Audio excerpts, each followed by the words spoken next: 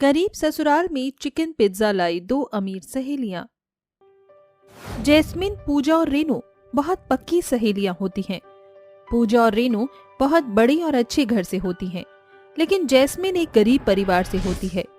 अमीरी गरीबी की इतनी बड़ी दीवार होने के बावजूद भी तीनों सहेलियों में किसी भी तरह का कोई भेदभाव नहीं था। तीनों सहेलियां मिलकर बहनों की तरह रहती थीं। रेनू, मेरे घर के पास आज ही एक पिज्जा रेस्टोरेंट खुला है, क्यों ना तुम, मैं और जैस्मिन उस पिज्जा रेस्टोरेंट में जाएं और वहां का सबसे फेमस चिकन पिज्जा खाएं। दैट्स ग्रेट आइडिया पूजा। चलो हम जल्दी से जैस्मिन के घर जाते हैं, फिर हम तीनों एक साथ रेस्टोरेंट जाएंगे। पूजा और रेनू ड्राइवर के साथ गाड़ी में बैठती हैं और जैस्मिन के घर जाते हैं। पूजा, रेनू, तुम दोनों, वो भी यहाँ ऐसे अचानक? जैस्मिन, हम तुझे कहीं ले जाने के लिए आए हैं, चल अब जल्दी से गाड़ी में बैठ जा। तीनों सहेलियां गाड़ी में बैठती हैं और पिज्जा रेस्टोरेंट पहुंच जाती हैं। रेनू, पूजा, ये तो कोई बहुत महंगा रेस्टोरेंट लग रहा है। जैस्मिन, तुम इसकी फिक्र क्यों कर रही हो? मैं और रेनू है ना, मैंने सुना है इस रेस्टोरेंट का चिकन पिज्जा बहुत अच्छा है, आज हम इसे ही ट्राई करेंगे।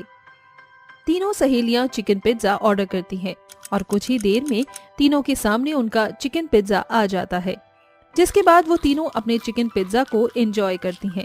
जैस्मिन ने पहली बार चिकन पिज्जा खाया था और उसे पहली बार में ही चिकन पिज्जा बहुत ज्यादा पसंद आ गया था।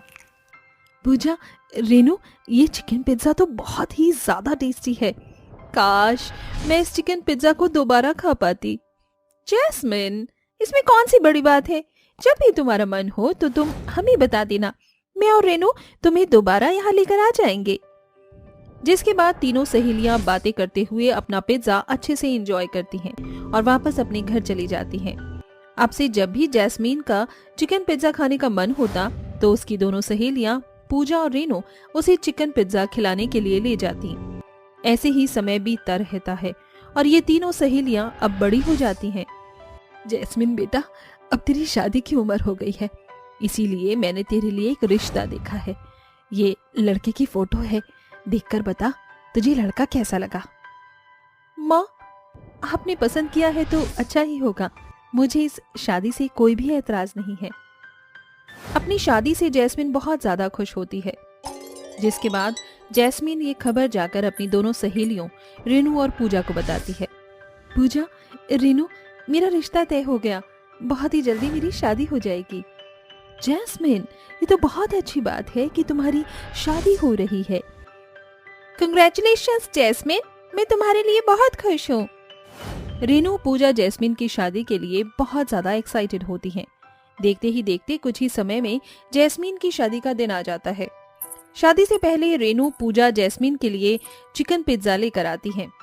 जैस्मिन, ये लो, हम तुम्हारे लिए तुम्हारा फेवरेट चिकन पिज्जा लेकर आए हैं। शादी के बाद ना जाने तुमसे कब मुलाकात हो और कब हम तीनों दोबारा बैठकर चिकन पिज्जा साथ में एंजॉय कर सके। Thank you so much Renu और पूजा, तुम दोनों मेरा कितना अच्छे से ख्याल रखती हो। मेरी शादी के बाद हम जल्द ही एक दूसरे से मुलाकात करेंगे। तीनों सहेलियां मिलकर पिज्जा खाती हैं, जिसके कुछ देर बाद जैस्मीन की शादी हो जाती है। जैस्मीन एक गरीब परिवार से होती है, इसीलिए उसकी शादी भी एक गरीब परिवार में ही होती है। शादी के बाद जैस्मीन अपने ससुराल चली जाती है, जिसके कुछ समय के बाद ही पूजा और रेनू की भी शादी हो जाती है। रेनू और पूजा के अमीर परिवार से होने की वजह से उनकी शादी अमीर परिवार में ही होती है। सुनिए जी, घर में आटा खत्म हो गया है, दुकान से जाकर आटा ले आइए। लेकिन जैस्मिन, मेरे पास तो सिर्फ 100 रुपए ही है और मुझे काम पर जाने के लिए भी देरी हो रही है। एक काम करो, तुम ये 100 रुपए रखो और जाकर आटा ले आओ। जैस्मिन 100 रुपए लेकर मार्केट में आटा लेने के लिए चली जाती है। जैसे ही जैस्मिन मार्केट में आटा लेने के लिए जाती है, वैसे ही उसे एक पिज्जा स्टॉल दिखाई देता है। जैस्मिन जैसे ही पिज्जा स्टॉल को देखती है, उसे अपने वो ही पुराने दिन याद आ जाते हैं जिसमें वो अपनी सहेलियों के साथ मिलकर पिज्जा एंजॉय किया करती थी। पुरानी बातें याद कर जैस्मिन की आंखें नम हो जाती हैं। मेरे पास तो सिर्फ ये 100 रुपए हैं, अगर मैंने पिज्जा खा लिया तो मैं आटा कैसे लूंगी? एक काम करती हूँ, आटा ही ले लेती हूँ, कम से कम पूरा परिवार रोटी तो खा पाएगा। जैस्मीन अपने मन को मारकर परिवार के लिए आटा ले लेती है और घर जाकर सबके लिए रोटियां बनाती है। जब भी जैस्मीन किसी भी चीज के लिए मार्केट जाया करती, उसे हमेशा वही पिज्जा का स्टॉल दिखाई देता। पिज्जा स्टॉल को देख देख कर जैस्मीन का हमेशा पिज्जा खाने का मन करता, लेकिन पैसे न होने की वजह से जैस्मीन अपने मन को हमेशा मार देती। समय बीतने के साथ साथ जैस्मीन अब अपने मन को मारना सीख चुकी थी। तीनों सहेलियों की शादी को काफी समय हो जाता है, इसीलिए रेनू और पूजा जैस्मीन से मिलने का प्लान बनाते हैं। रेनू, जब से जैस्मीन की शादी हुई है तब से हम उससे नहीं मिल पाए हैं। मेरा उससे मिलने का बहुत मन कर रहा है। चलो हम उसके ससुराल चलते हैं। मन तो मेरा भी बहुत कर रहा है जैस्मीन से मिलने का। कितना समय हो गया है ना हम लोगों को साथ में बैठे चिकन पिज्जा खाए हुए। चिकन पिज्जा तो जैस्मीन को बहुत पसंद था ना, न जाने शादी के बाद उसने खाया भी होगा या नहीं। पूजा और रेनू जल्दी से गाड़ी में बैठती हैं और जैस्मीन से मिलने उसके ससुराल जाती हैं। जैस्मीन पूजा और रेनू को देखकर बहुत खुश हो जाती है, जिसके बाद तीनों सहेलियां आपस में गले मिलती हैं। पूजा, रेनू, तुम दोनों यहाँ, वो भी ऐसे अचानक?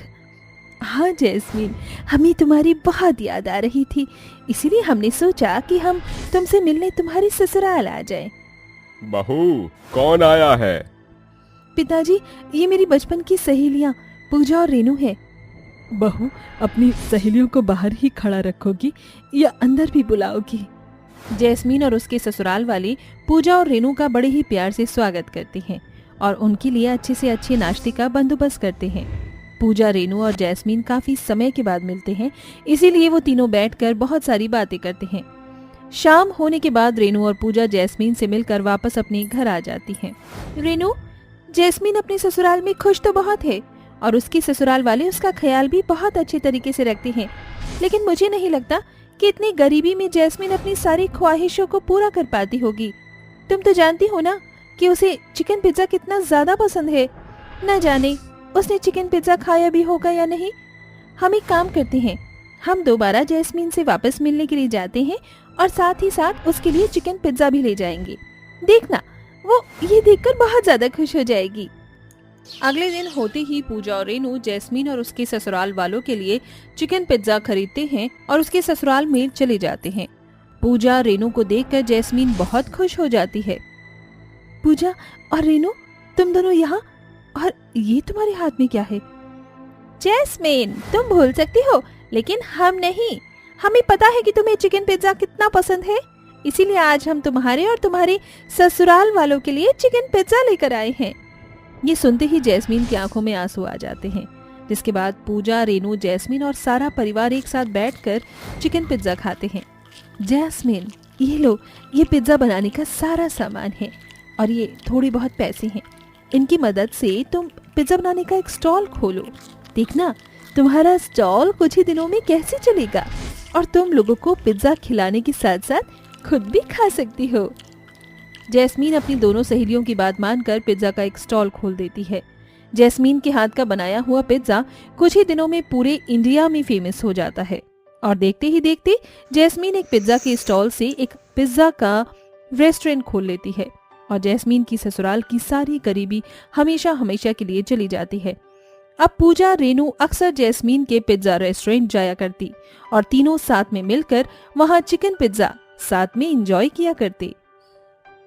बहू, अरे ओ ज्योति बहू, खाना बन गया क्या? अगर बन गया है तो जल्दी से ले आ, तेरे ससुर जी को दवाइयाँ भी देनी है। ये सासू माँ भी ना सुबह होती नहीं कि एफएम रेनबो की तरह शुरू हो जाती है। इतने गरीब घर की बहू बनकर मेरी जिंदगी बर्बाद हो गई है। यहाँ रूखे सूखे के सिवा मुझे मिलता ही क्या है? मायका तो गरीब था ही, ससुराल उससे भी गया गुजरा मिल गया। हाँ, ज्योति गुस्से में बड़बड़ाती हुई खाना लेकर आती है। ये लीजिए सासू माँ। बहू, इतनी सी सब्जी से तेरे ससुर जी रोटियां कैसे खाएंगे? मम्मी जी, सब्जियां कोई कौड़ियों के भाव तो बिक नहीं रही हैं। बाजार में सारी की सारी सब्जियां महंगी हो गई हैं और टमाटर तो 100 रुपए किलो बिक रहे हैं। और आपने अपने बेटे को पढ़ा लिखा कर कोई सरकारी अफसर तो बनाया नहीं।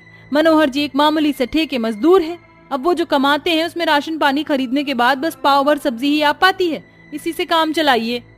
इसीलिए कि पूरा घर मनोहर चलाता था, ज्योति अपने गरीब ससुराल वालों पर हर दिन इस बात का खूब एहसान जताती थी, ताकि किसी भी तरह वो मनोहर को उसके परिवार से अलग करके उसका घर तोड़कर उसके साथ अलग रह सके। माँ, ज्योति भाभी खुद को समझती क्या है, जब देखो बिना बात के हमें क्यों सुनाती हैं। जाने दे बेटी, उसे इतनी ही समझदारी है तो क्या किया जा सकता है।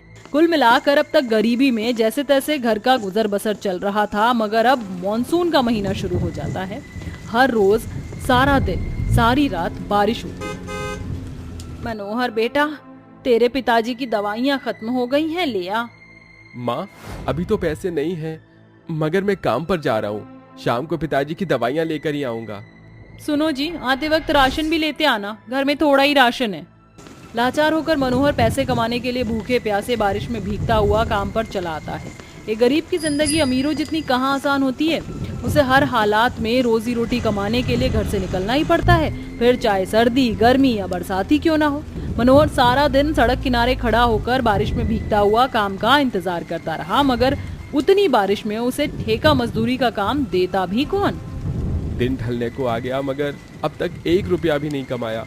बिना पैसे के मैं पिताजी की दवाइयाँ, घर के लिए राशन, ये सब कैसे खरीदूंगा। मनोहर उदास होकर खाली हाथ घर जाने लगता है। तभी सड़कों पर भरे बारिश के पानी के कारण मनोहर का पैर सड़क के खुले हुए सीवर में फंस जाता है। मेरा पैर, मेरा पैर, बचाओ। आसपास के कुछ लोग मनोहर को बचा लेते, मगर उसके पैरों में गहरा जख्म होने के कारण वो ठीक से चल भी नहीं पाता। माँ, भैया के साथ क्या हो गया? और भेजो बारिश में मेरे पति को बाहर, सारी गलती सासू माँ की है। अब कैसे चलेगा इस घर का दाना पानी? बहू तू चिंता मत कर, हम कुछ करते हैं। ये कहकर गरीब गीता और नीतू बारिश में काम ढूंढने निकल जाते हैं, जहाँ वह एक बड़ी सी सब्जी मंडी में आ जाते हैं। माँ, इस पूरी मंडी में सबसे महंगे टमाटर बिक रहे हैं। अगर हम दोनों टमाटर की खेती कर लें तो अच्छा रहेगा। मगर बेटी, टमाटर की खेती के लिए बीज खाद कहाँ से आएंगे? नीतू मंडी के एक व्यापारी को देखती है, जो कि सड़े गले टमाटर को फेंक रहा होता है। वो उन सभी टमाटर को एक पॉलिथीन में भर लेती है और सीधे गांव के जमींदार के पास आकर टमाटर की खेती करने के लिए खेत लेती है और उसी दिन से टमाटर की खेती शुरू कर देती है। चल नीतू बेटी, जल्दी जल्दी इस खेत को साफ कर लेते हैं और इनमें टमाटर के बीजों को बो देते हैं। दोनों सास ननद खेत की सफाई करके उसे अच्छे से जोत देती हैं और अगले दिन सुबह सुबह आकर खेतों में टमाटर के बीजों की क्यारी बनाकर बो देती है।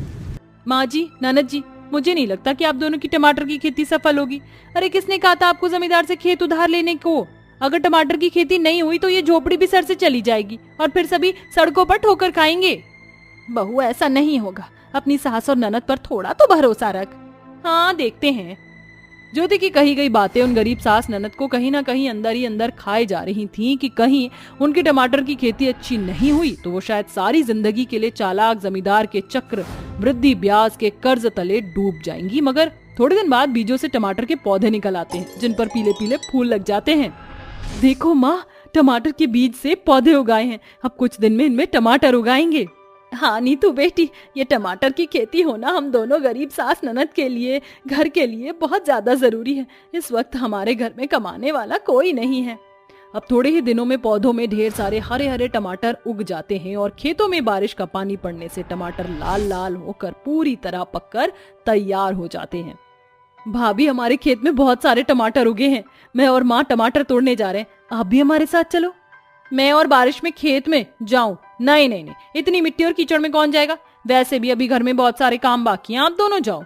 फिर नीतू और गीता खेत में आकर सभी टमाटर को तोड़कर टोकरी में भरकर ले आती हैं। इतने सारे लाल ताजे टमाटर देखकर ज्योति लालच में आकर कहती है, बाप रे बाप, इन दोनों माँ बेटी ने क्या बड़े बड़े लाल लाल टमाटर उगाए हैं, वो भी इतने सारे। अभी मंडी में 100 रुपए किलो टमाटर बिक रहे, मैं इन्हें बेचूंगी तो अच्छी कमाई होगी और मैं खूब मुनाफा कमाऊंगी।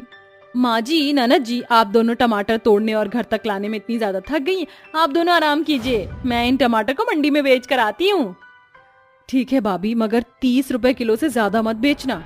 नीतू, तुम्हारा दिमाग खराब हो गया क्या? अरे मंडी में टमाटर कितने महंगे हो रहे हैं, 100 रुपए किलो मिल रहे हैं, वो भी कच्चे पक्के टमाटर। फिर ये तो इतने ताजे रसीले टमाटर हैं। अरे सफल डेयरी वाले ये टमाटर 150 रुपए किलो बेच रहे हैं, फिर हम सस्ते टमाटर क्यों बेचे? ठीक है भाभी, तो आप एक काम करो, आप ये एक टोकरी टमाटर बेचो, बाकी टमाटर मैं और माँ बेचेंगी। फिर तीनों टमाटर लेकर उन्हें बेचने मंडी में आती हैं, जहाँ एक तरफ लालची बहू महंगे टमाटर बेचती तो वहीं गरीब सास ननद सस्ते टमाटर बेचती हैं। टमाटर ले लो, टमाटर ताजे रसीले लाल लाल टमाटर सिर्फ 100 रुपए किलो। अरे बहन जी, इतने महंगे टमाटर कौन बेचता है, थोड़ा तो सस्ता लगाओ।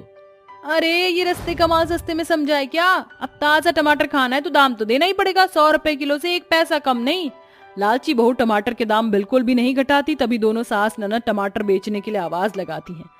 टमाटर ले लो, टमाटर 30 रुपए किलो, ताजे ताजे टमाटर, एकदम मक्खन मलाई वाले टमाटर। गरीब सास ननद के सस्ते टमाटर की कीमत सुनकर सारे के सारे ग्राहक उनसे ही टमाटर खरीदने भागे भागे उनके पास भीड़ लगा लेते हैं।